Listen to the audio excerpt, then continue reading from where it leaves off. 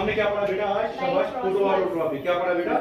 ये किसमें आता है बेटा? लाइफ प्रोसेस में। किसे कहते हैं photo autotrophy mode of nutrition? Is that kind of mode of nutrition in which living organism use light energy to make शाबाश फूड देयर ओन। ठीक है, और प्रोसेस क्या होता है बेटा? फोटोसिंथेसिस। उसके बाद हमने देखा मोड्स। यहाँ पे क्या autotrophic mode of nutrition, photo autotrophs और कीमो ऑटोट्रॉप। यहाँ पे बैक्टीरिया क्या करते हैं बेटा? केमिकल एनर्जी यूज करते हैं, यानी केमिकल रिएक्शंस को तोड़ के जो वहां से एनर्जी निकलती है उसी को यूज करते हैं, यूटिलाइज करते हैं।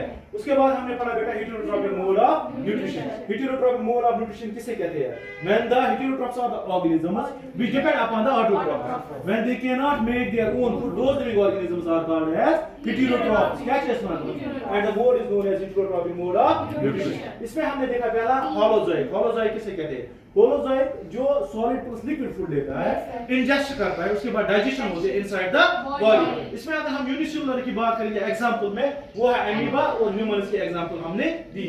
उसके बाद हमने पढ़ा दूसरा सैप्रोफाइटिक, जिसको हम दूसरा नाम देते हैं बेटा सैप्रोट्रॉपिक मोड ऑफ न्यूट्रिशन। इसमें मैंने आपको बोला अगर रोटो लीव्स जो डेड एंड डिकेइंग ऑर्गेनिजम्स होते हैं उन पे फीड करते हैं, उसको हम क्या बोलते हैं बेटा? सैप्रोट्रॉपिक मोड ऑफ न्यूट्रिशन। यहाँ पे हमने लीफ ले लिया, अगर रोटो लीफ होगा तो उसको क्या कहते हैं? फंजी इसमें ज्यादातर होते हैं। किसमें बेटा? सैप्रोट्रॉपिक।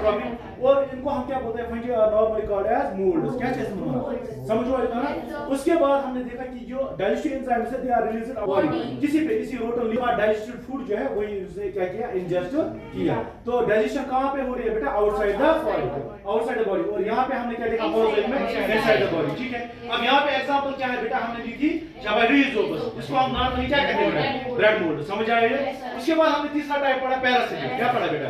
पैरासिटिक में मैंने बोला इसमें दो ऑर्गेनिजम्स होते हैं। क्या होते हैं बेटा?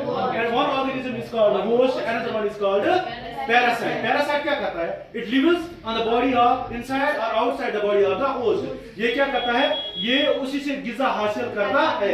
अब पैरासिटिक मोड ऑफ न्यूट्रिशन, इसमें क्या होते हैं? दो मोड्स होते हैं, दो टाइप्स होते हैं। One is known as ectoparasite, another one is known as ectoparasite. में एग्जांपल क्या है बेटा? लीच। ये कहां पे होते हैं? On the body of an host. ठीक है, इसका लीच क्या करता है? ये सक ब्लड करता है और अपना गिज़ा हासिल करता है।